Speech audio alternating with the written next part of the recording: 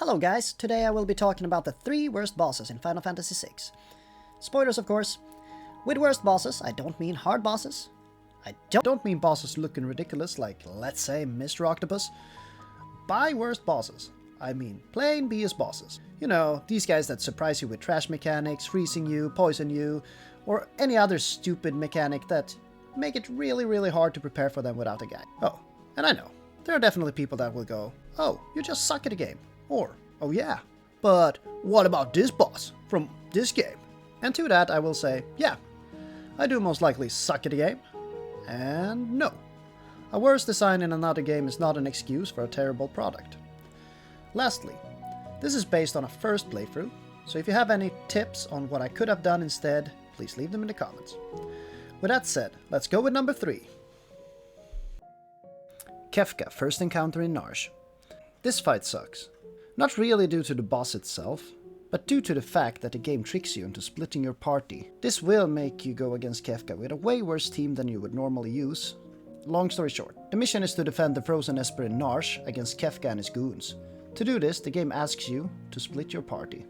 Instead, you will now construct 3 parties to be able to intercept the soldiers. When it starts, you control one party at a time, and you switch party on a button command. You are now able to easily place your parties in the way of marching enemies. But you quickly realize something. Enemy forces are slow. Really slow. So instead of splitting into 3 parties, you could have easily just stacked one party with your best team instead. Even though realizing this, you might still decide it's like, yeah, let's try fight one of these guys and see how hard they are.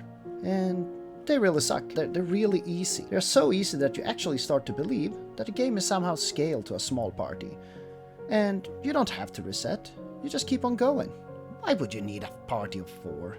This is easy peasy. Okay, so you smack all the goons who consist mostly of some military, as well as Magitech armors and bulldogs. Yeah, bulldogs. You keep on blasting these guys until you face the last dude, who is close to Kefka, and he's in the shape of an enemy called Hell's Rider. He's a bit tougher, but you will kick his butt as well. After you kicked his butt, you start to believe, was that a boss? Will there be another boss? Really? Is Kefka going to run? Also, I have only 2 people in my party. Will I be able to attack him with a second party if I lose? The answer is yes. There is a boss fight, and if you lose, you will see the game over screen. So, how hard was the fight by itself? Well, let's put it like this. Kefka can one-shot any party member. And against one party member, he will also outspeed you next turn. He will therefore be able to kill the remaining guy fairly easy. Most likely scenario is therefore that Kefka will stomp you if your party is limited to 2 members. This is the time you realize that you should have used your normal party of 4 instead. It's a little bit harder to run, but it's definitely doable. With 4 heroes, the evil world-ending clown will stand no chance. However, the frustration doing this whole battle again, beating all the goons as well as facing the boss, may actually force you to pad your whole room as well as every sharp corner to reduce the enhanced risk of extreme self-harm. Stupid clown. Number 2. The Magic Master. This guy is a little more straightforward when it comes to the BS involved. Honestly, the hardest part about this boss is getting to him, since you have to climb a tower filled with strong enemies. The boss himself is a pushover though, and most things he throws at you can easily be handled by basic gameplay. This is until he pulls his Uno reverse card. NANI? This happens upon death, and this means throwing Ultima. Since this is easily avoidable on your second try, you will most likely meet the reverse Uno with a reverse card on your own. This in form of Reflect, making him even more dead than he already was throwing the spell. Number 1. The worst boss in the game is the only boss killing me 2 times in my first playthrough.